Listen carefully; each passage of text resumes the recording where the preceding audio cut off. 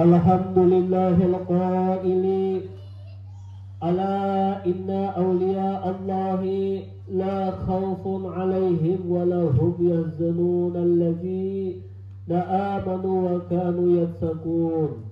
Artinya, bermula segala puji bagi Allah yang telah berfirman, ingatlah, sesungguhnya wali-wali Allah itu tidak ada kekhawatiran terhadap mereka dan tidak pula mereka bersedih hati, yaitu orang-orang beriman. Wassalatu wassalamu ala sayyidina Muhammadinil qaili uzkuru mahasini mautakum sadaqallahul azim wa sadaqa rasuluhul karim. Artinya, salawat dan salam selalu tercurah kepada penghulu kita Nabi Muhammad sallallahu alaihi wasallam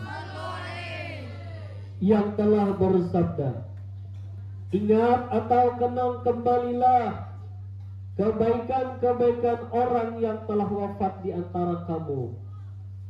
Nah, ini sunnah Rasul. Bila ada orang meninggal sudah lawas walaupun pernah berbuat buruk, nang diingat itu kebaikan-kebaikannya aja. Kita tutupi aib-aibnya. Wa ala alihi wa ashabihi alladhina bazalu us'ahum fi tahriri syari'atil ghara'a. Yang artinya, salawat dan salam juga selalu tercurah kepada keluarga Nabi, sahabat Nabi yang telah mencurahkan segala perhatian untuk melaksanakan syariat agama yang terang benderang. Amma ba'du, dan sesudahnya. Adapun sesudah daripada itu, maka ini adalah sebagian manakib atau riwayat hidup pembimbing kita, imam kita, Syekh Muhammad Umar bin Said. Mudah-mudahan Allah menurunkan rahmat dan mengampuni serta meridai bagi kita semua. Amin ya rabbal alamin. Membaca manakib atau menceritakan riwayat hidup yang telah mendahului kita menghadap ilahi, termasuk kita mengenang kembali kebaikan-kebaikan mereka, maka tergolonglah kita dalam lingkungan orang yang mengamalkan hadis Nabi, uzkuru mahasini mautakum, yang artinya, ingat atau kenang kembalilah kebaikan-kebaikan orang yang telah wafat di antara kamu. Apalagi membaca manakib, membaca riwayat hidup seseorang aulia atau kekasih Allah di dalam suatu majelis, atau pada ketika hari haulnya, pada ketika hari wafat, niscaya Allah Subhanahu wa taala menurunkan rahmat atas orang yang membacanya dan orang yang hadir mendengarkannya. Sebagaimana yang disebutkan di dalam hadis Nabi Muhammad sallallahu alaihi wasallam, inda zikril awliya'i tanzilur rahmati, yang artinya, ketika dibaca hikayat aulia itu diturunkan oleh Allah beberapa rahmat atas orang yang membacanya dan orang yang hadir mendengarkannya. Abi, beliau adalah seorang muassis atau pembangun pondok pesantren Asy-Syifa'ul Amin. Beliau juga seorang pemimpin dan pembimbing umat Rasulullah sallallahu alaihi wasallam yang diridhoi. Abi adalah gelar atau panggilan sehari-hari. Abi artinya ayah atau abah. Nama beliau adalah Muhammad bin Umar bin Said. Abi adalah gelar atau panggilan sehari-hari yang sering didengar dari masyarakat, sahabat, kerabat beliau, dengan menyebut beliau dengan sebutan Abi. Abi datang ke Batu Karang pada hari Kamis 9 Zulhijjah atau disebut hari Arafah 1433 Hijriah, bertepatan pada hari Kamis tanggal 25 Oktober 2012 Masehi. Nah, ini beliau datang yang kedua kali ke Desa Batu Karang. Sebelumnya tuh pernah juga datang. Nah, cuma datang dalam tujuan membangun pondok pesantren itu tahun 2012 25 Oktober. Allahumma ansurna fahdi ridwani alaih wa amidana bil asrari lati aunataha ladai. La ilaha illallah Muhammadur Rasulullah al-abi waliullah radhiyallahu anhu. Ya Allah, sebarkanlah percikan bau harum keridaan-Mu kepadanya, dan berilah kami segala rahasia yang telah Engkau berikan kepadanya. Kedatangan beliau ke Batu Karang sesuai dengan tujuan dan niat beliau, yaitu mengabulkan hajat umat dan hajat masyarakat, yaitu membangun pondok pesantren. Kemudian beliau langsung musyawarah dengan masyarakat. Setelah sudah sepakat, maka berlanjutlah perjuangan yang tulus ikhlas bergotong royong dengan masyarakat luas.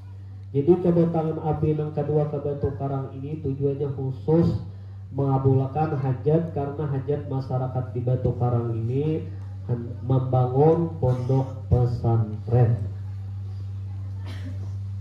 Konsep pemikiran beliau yang tajam tentang pembangunan yang utama agar dapat mencapai sasaran yang dituju. Beliau selalu mengharapkan dan mendoakan agar pembangunan pondok pesantren bisa tercapai. Sebelum membangun, beliau berdoa benar, bahkan sering berkhalwat dahulu sebelum membangun. Jadi khalwat beliau dalam baju. Dalam kegiatan membangun pondok pesantren dan bersama masyarakat, beliau sangat disegani.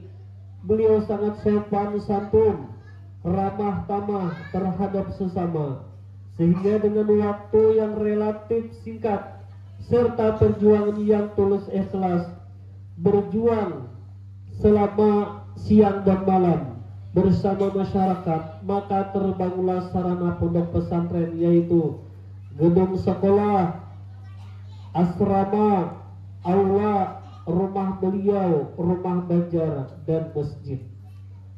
Di samping kegiatan gotong royong, beliau juga berupaya meningkatkan taraf hidup di bidang perkebunan dengan menanam tanaman seperti kelapa, mangga, sawo, belimbing, kelingking, pisang, jeruk yang ada di lingkungan beliau ini semua tanaman beliau.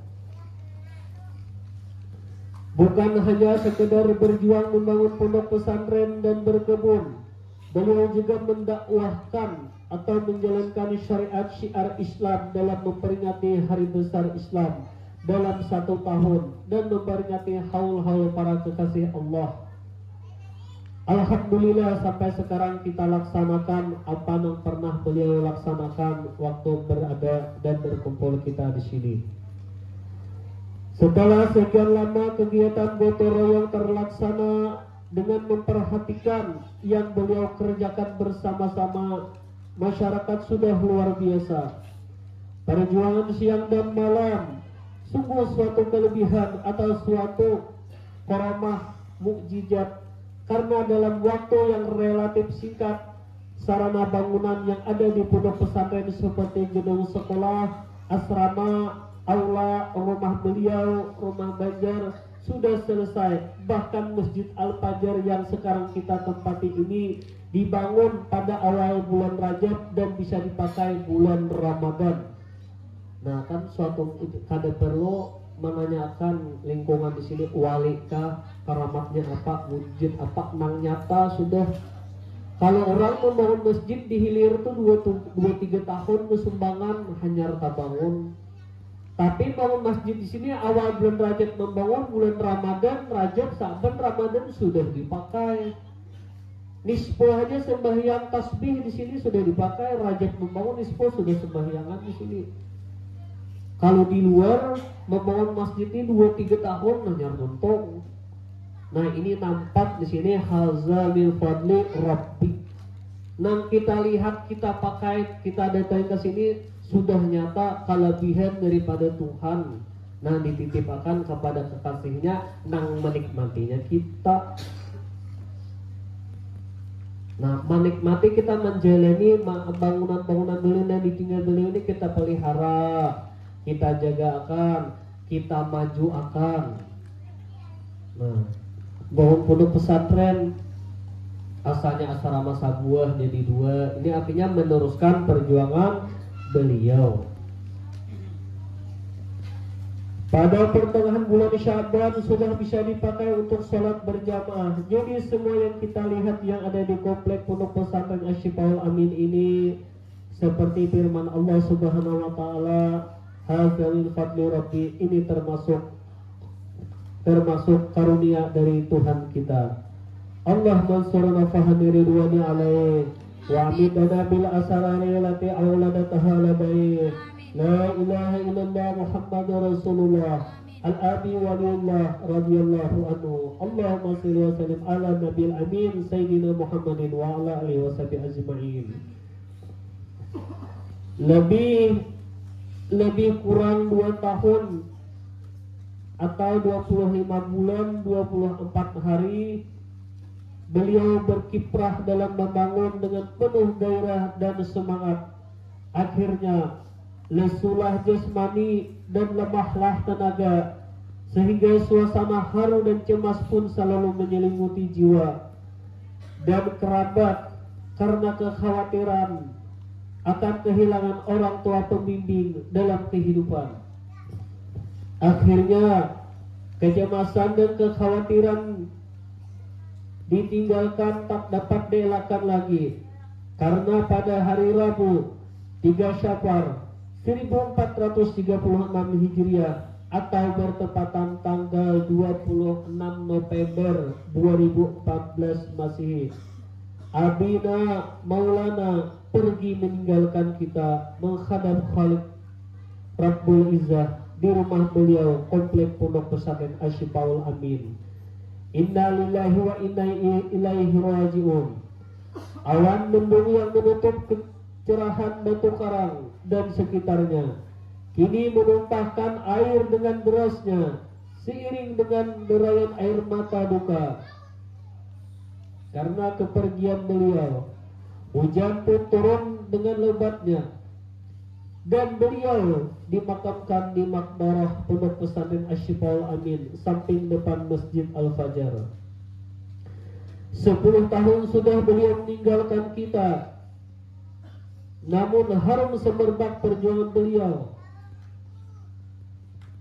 masih terasa dengan aroma yang sejuk, yang seakan kita selalu berada di sisi beliau.